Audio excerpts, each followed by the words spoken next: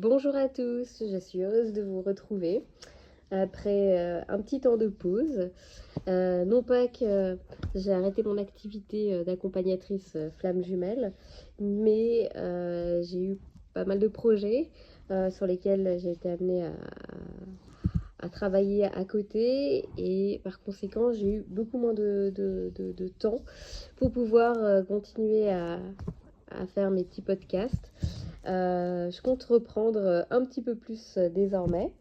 Donc, déjà, je suis vraiment ravie de pouvoir reposter une vidéo après tout ce temps. Euh, je tiens à préciser que le lien de flamme jumelle est un lien qui évolue, euh, qui nous fait évoluer, mais qui aussi évolue à travers nous.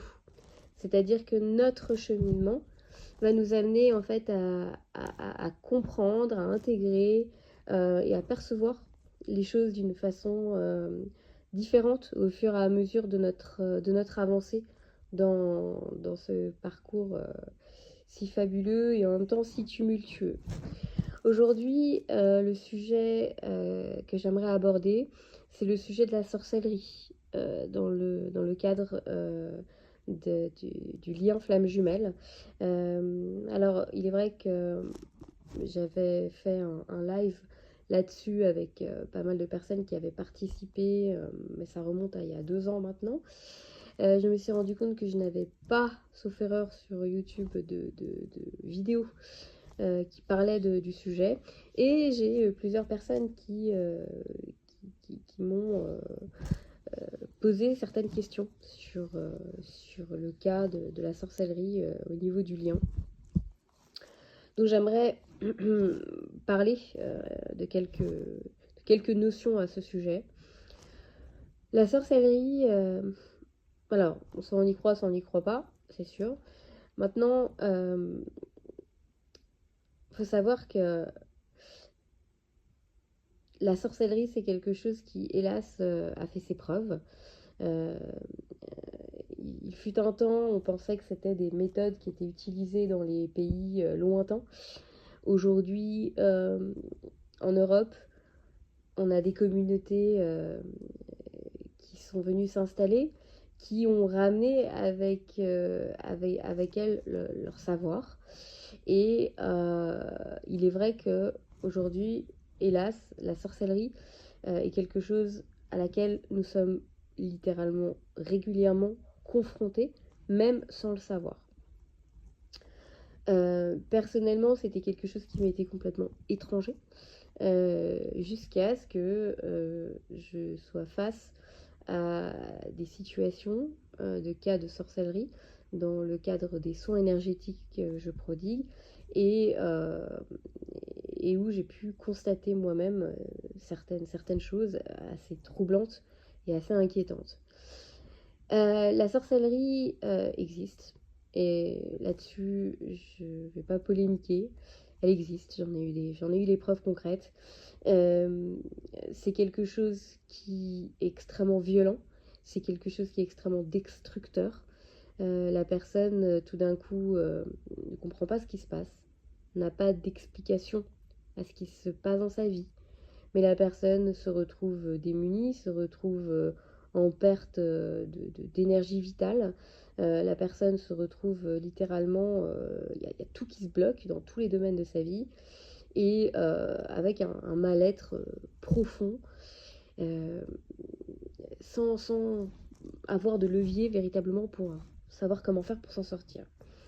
Donc franchement c'est troublant, c'est quelque chose qui est traumatisant à vivre et attention il y a plusieurs sortes de sorcellerie, il y a plusieurs niveaux aussi, d'accord, mais en tous les cas c'est quelque chose qui agit d'une façon extrêmement violente.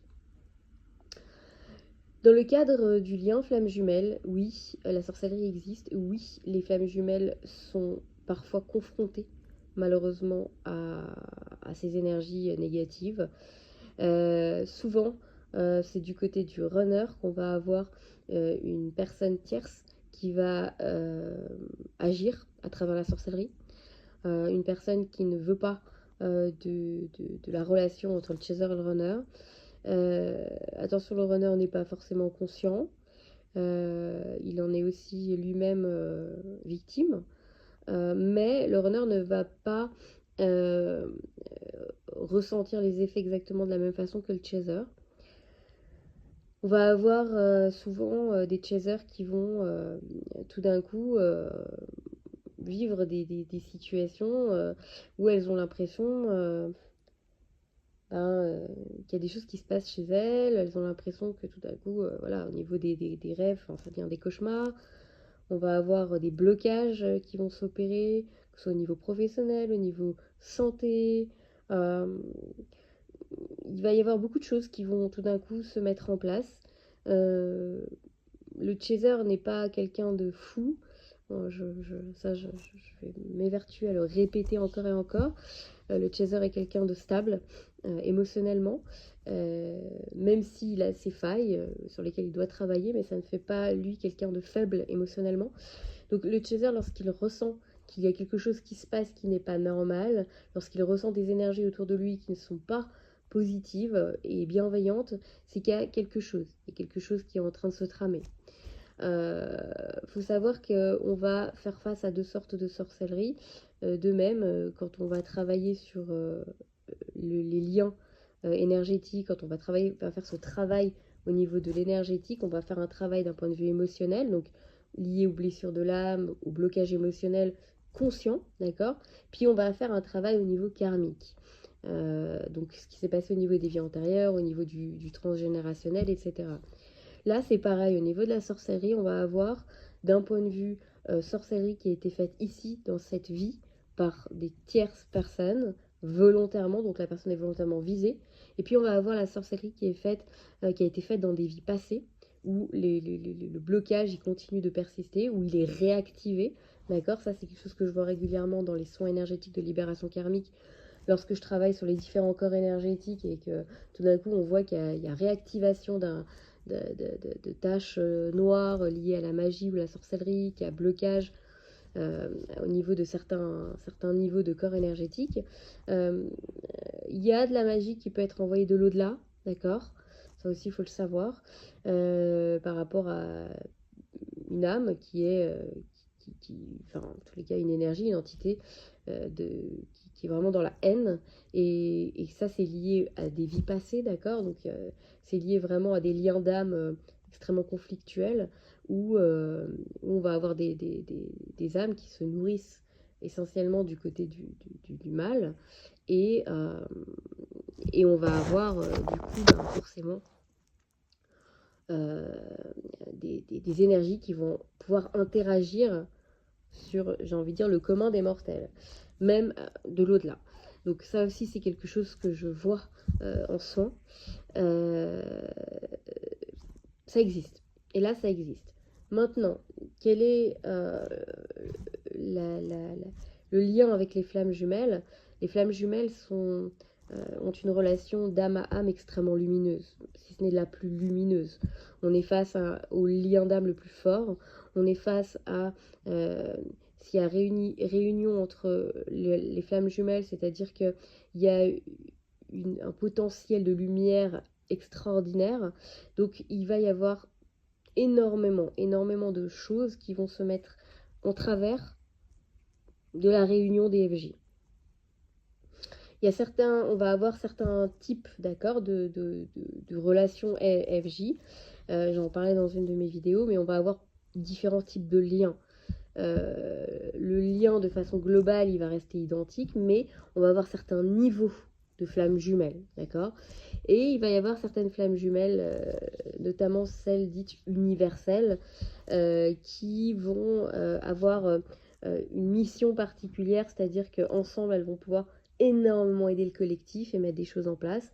Donc forcément, le niveau de lumière, il est extrêmement élevé à travers ces liens-là. Et par conséquent, l'ombre étant attirée et se nourrissant de la lumière, va venir du coup s'agripper à ça et essayer de tout faire pour éloigner les FJ. Donc effectivement, on va retrouver euh, souvent.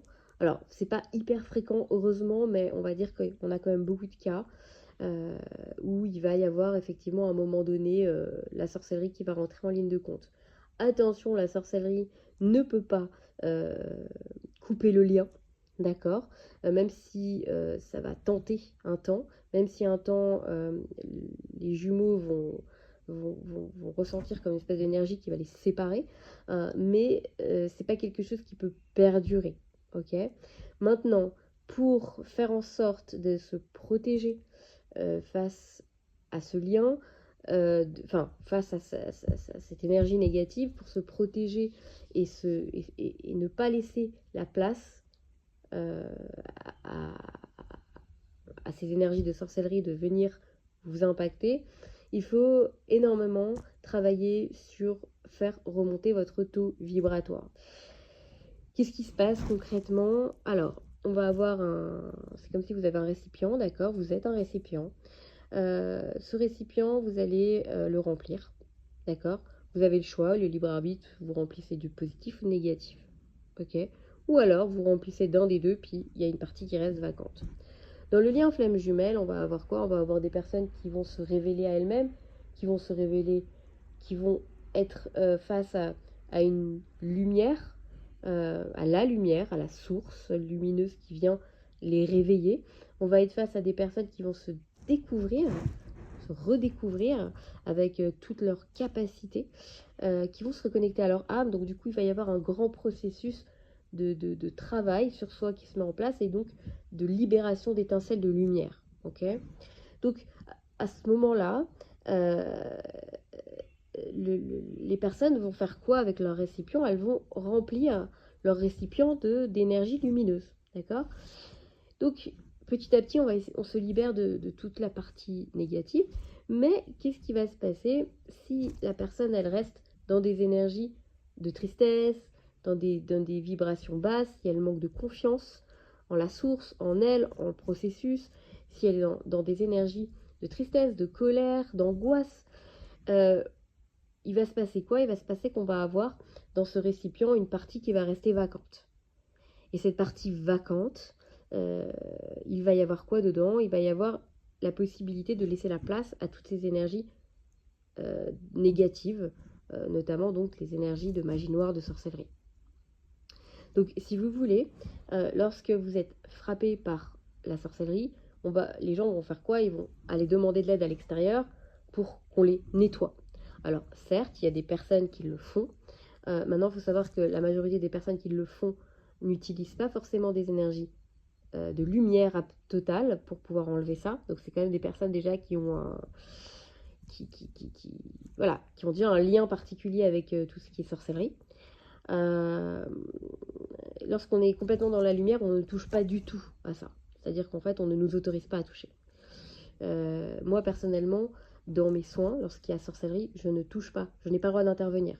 Parce que dans chaque chose qui va m'être indiquée pour la personne, je vais au préalable faire la demande si je peux intervenir ou pas. Et tout ce qui est de l'ordre des entités liées aux esprits néfastes, je n'ai pas le droit d'intervenir et je respecte ça scrupuleusement.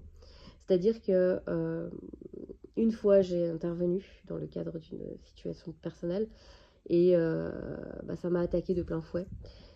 J'ai compris pourquoi je devais faire très très attention et je fais très attention à cela. J'ai compris aussi à travers cette expérience qui était nécessaire hein, d'ailleurs, puisque j'ai outrepassé ce que l'on me disait, mais en même temps il s'agissait d'une situation personnelle dans laquelle l'émotionnel avait pris le dessus et où pour moi il fallait que j'intervienne vu ce qui était en train de se passer. Mais j'ai pas écouté ce qu'on m'indiquait de là-haut. Et pourtant là-dessus je suis très j'écoute scrupuleusement et vraiment je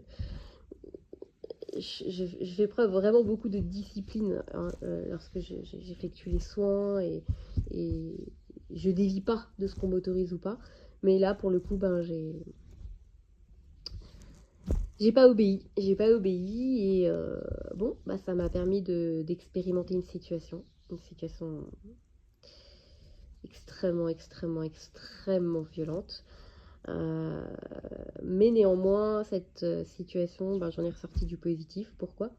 Parce que j'ai expérimenté directement, j'ai fait face directement à tout ça et j'ai compris des choses. J'ai compris que lorsque on est face à cela, comment s'en sortir, comment enlever la force à tout ça d'agir, ça va être en remontant notre taux vibratoire. Et ça se passe comment? En remontant nos énergies de joie, c'est-à-dire que je mets de la musique, je danse, je chante, je montre que j'ai pas peur en fait. Je remplace la peur par la confiance, par la foi. Et je comprends que finalement tout ça est là juste pour m'indiquer une chose. T'as pas assez la foi. Tu t'es laissé avoir par tes peurs. T'as laissé la place à tout ça de rentrer parce que ta foi, elle n'est pas suffisante. Donc du coup, qu'est-ce que je fais? Je fais un exercice de reconnexion. Je m'en remets totalement au Créateur, à la source divine uniquement, parce que c'est elle qui a le pouvoir absolu. Donc la lumière a le pouvoir absolu sur l'ombre. Et tout d'un coup, ben, tout ce côté ombre, je le calcule plus. C'est-à-dire, bon, bah, je sais que vous êtes là, mais en même temps, merci, vous m'avez indiqué que je manquais de lumière. Donc je décide de retourner dans la lumière en étant joyeuse. C'est-à-dire que tout d'un coup, je renverse la tendance et l'autre côté n'a plus de quoi se nourrir. Et tout de suite, ça s'évanouit. Et en fait, on s'en rend pas compte, mais on a une capacité, on a un pouvoir immense en nous. Et tout ça passe par la confiance. Retour à la lumière. Et la lumière n'est fait que d'amour, de joie, de sourire, de positivité, de totale confiance. La peur n'a pas sa place dedans. Ni l'angoisse, ni la colère, ni toutes ces énergies négatives n'ont pas leur place. Donc voilà, aujourd'hui, à travers cette petite vidéo, je vous donne certaines clés pour vous permettre de vous en sortir. Si vous allez voir des professionnels qui vous enlèvent la sorcellerie, oui, elles vont pouvoir agir dessus, effectivement, et nettoyer. Donc vous allez tout de suite sentir que ça va mieux. Mais ça ne veut pas dire que votre récipient, lui, il est protégé. Ah ben non, parce que rien n'empêchera que ça revienne si vous ne faites pas le travail. Donc c'est vous qui avez toutes les clés. Vous avez les clés pour pouvoir vous en sortir et surtout pour ne pas que ça revienne, pour vous en protéger. Voilà, c'était quelques mots sur ce sujet. N'hésitez pas à commenter, à partager, n'hésitez pas à vous abonner aussi.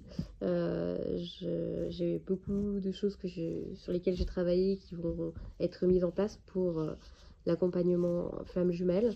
Il y a certains projets dont je vous parlerai un petit peu plus tard qui vont bientôt voir le jour, sur lesquels vous allez pouvoir découvrir d'autres aspects aussi. Quoi qu'il en soit, moi je vous remercie pour votre confiance durant toutes ces années. On lâche rien, c'est un parcours, ce sont des étapes que l'on passe. Il est question effectivement d'aider dans le cadre du lien flamme jumelle, mais surtout d'aider aussi au niveau d'avancées thérapeutique et spirituelle, d'accord, pour que vous puissiez vous retrouver en tant qu'être de lumière que vous êtes, parce que vous êtes tous des lumières extraordinaires et vous n'en avez pas forcément conscience et vous êtes trop englués dans la souffrance du lien, du rejet, de l'abandon, etc., sans vous rendre compte qu'en vérité, euh, autour de ce lien et de tout ce qu'il nous demande de mettre en place, il y a la reconnexion à soi et reconnaître surtout qui vous êtes et que vous avez un pouvoir créateur qui est illimité. Donc moi je suis là pour ça, pour vous accompagner, pour vous aider à passer les moments difficiles, pour vous permettre de comprendre aussi chacune des étapes, pour vous aider, pour vous écouter, pour vous envoyer tout l'amour possible et surtout faire ressortir votre lumière pour que vous deveniez totalement autonome et que vous puissiez vous aussi à votre tour au fur et à mesure retransmettre la lumière et accompagner les personnes. Attention qu'elles soient dans un lien flamme jumelle ou pas, puisque nous sommes là pour justement aider le collectif de façon générale, pas uniquement entre FJ, mais les FJ ont certaines capacités à travers justement ce processus qui sont nécessaires pour pouvoir aider le collectif de façon générale. Voilà pourquoi on vous demande de faire un travail particulièrement ardu, mais vous avez toutes les clés en main pour le faire. Et moi, je suis là. Je suis toujours là pour vous aider, pour vous guider, pour vous conseiller. Et n'hésitez pas, voilà, à faire appel si besoin. En attendant, prenez soin de vous. Je vous embrasse bien fort et à tout bientôt.